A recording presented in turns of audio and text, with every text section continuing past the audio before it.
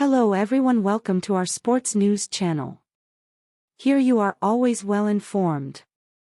I ask you to subscribe, leave your like and thank you. Jason Friedman, who testified before Congress last year alleging financial improprieties by the Washington Commanders, has filed suit in Virginia against the team and one of its attorneys, John Brownlee, on a defamation claim. Friedman, who filed the 15-page suit in the Civil Division of Loudoun County District Court on July 7, asked for $7.5 million in compensatory damages and another $350,000 in punitive damages, in addition to fees incurred. He also asked for a jury trial. The story was first reported by the Washington Post.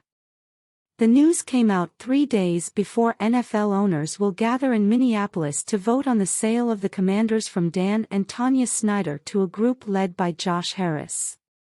Owners are expected to approve the $6.05 billion sale, ending the Snyders' 24-year reign. On March 14, 2022, Friedman testified before the House Oversight Committee for its investigation into the Commanders' work culture under Snyder. During his closed-door testimony, Friedman accused the team of financial improprieties, which led the committee to send a letter to the Federal Trade Commission about the allegations a month later. The Commanders denied the allegations in a letter the team sent to the FTC. The letter included emails and texts from Friedman to club officials.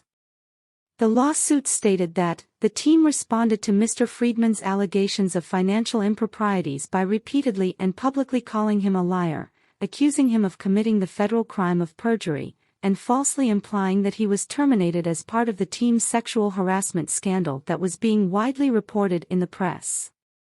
The suit also asserted that the team's false statements about Mr. Friedman, which it has repeated or caused to be repeated in various public forums, have devastated him personally and professionally. He suffers from severe anxiety and depression, will require ongoing medical treatment, and has been unable to find a comparable job due to the team's deliberate and malicious destruction of his reputation. We believe this complaint is completely without merit, and we will vigorously defend the team against these false allegations, a Commander spokesperson said Monday. Brownlee has not yet issued a statement about the lawsuit.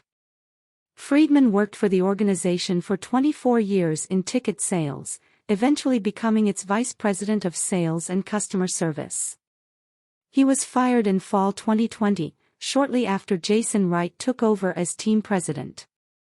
Friedman testified that the team had, knowingly and deliberately, withheld funds from season ticket holders' security deposits and that it mischaracterized revenue. In a statement, one of Friedman's attorneys, Lisa Banks, said, Jason Friedman testified truthfully before Congress about his experiences with the Washington Commanders. In response to his testimony, the team and its lawyer attempted to publicly destroy him by baselessly calling him a liar and questioning his moral character.